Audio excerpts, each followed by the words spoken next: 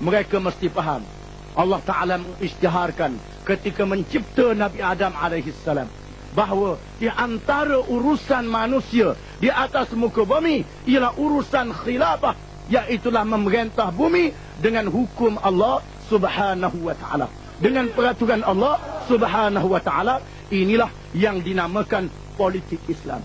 Dan para nabi-nabi alaihimussalatu wassalam telah dinyatakan oleh Rasulullah sallallahu alaihi wasallam, kanat banu Israel tasusuhumul anbiya, adalah Bani Israel yang menjadi pemimpin siasah mereka ialah nabi-nabi alaihimussalatu wassalam.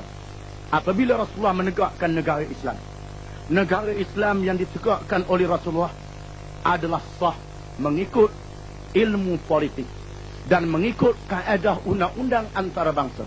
Apa yang dilakukan itu adalah sebuah negara.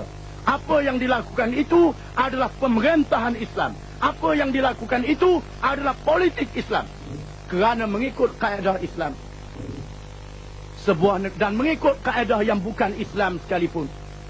Sebuah negara yang nak ditegakkan di atas muka bumi dinamakan negara mengikut kaedah politik apabila mempunyai beberapa syarat.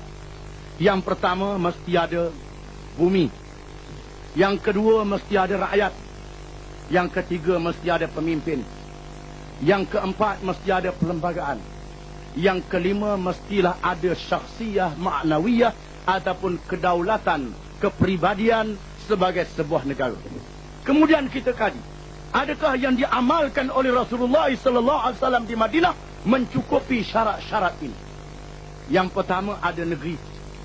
Rasulullah mendapat sebuah negeri yang diberi oleh golongan Ansar, iaitulah negeri Madinah.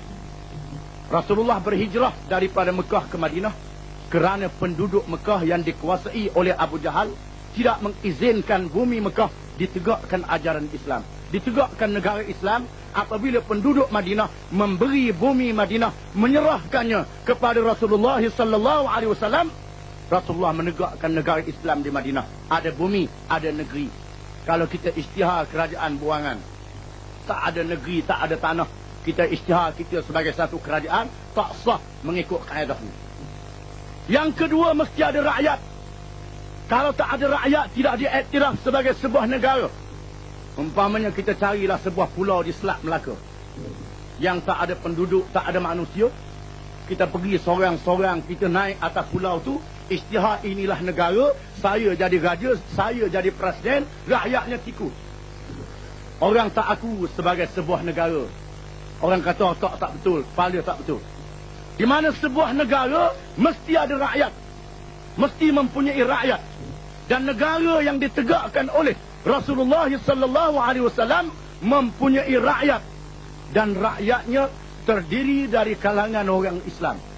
Orang Islam yang menjadi rakyat ini daripada kabilah Aus, Khazraj, penduduk asal Madinah, dan dari kalangan muhajirin yang datang dari Mekah, dan rakyat yang bukan Islam. Ada juga orang yang bukan Islam yang jadi rakyat.